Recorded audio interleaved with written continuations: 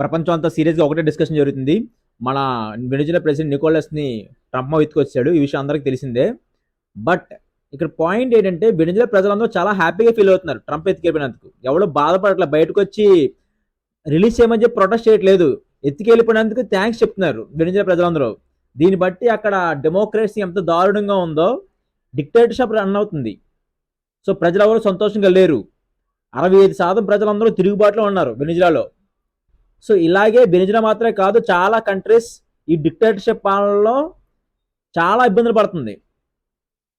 మీరు ఒకవేళ మన ఇండియాలో ట్రంప్ ఇలా ఎవరన్నా పొలిటీషియన్ ఎత్తుకెళ్ళిపోవాలనుకుంటే ఏ పొలిటీషియన్ ఎత్తుకెళ్ళిపోవాలని మీరు కోరుకుంటున్నారో కామెంట్ సెక్షన్లో తెలపండి. ఎందుకంటే కొంతమంది పొలిటీషియన్స్ ఈ రోజుల్లో మన రాజకీయాల కోసం మతాన్ని కులాన్ని వాడుకొని చిచ్చులు రేపుతున్నారు. సో అలా ఎవరైతే పొలిటీషియన్ ఉన్నారో వాళ్ళని ఎవరైతే ట్రంప్ ఎత్తుకెళ్ళిపోవాలనుకుంటున్నారో మీరు కోరుకుంటున్నారో కామెంట్ సెక్షన్లో తెలియజేయండి.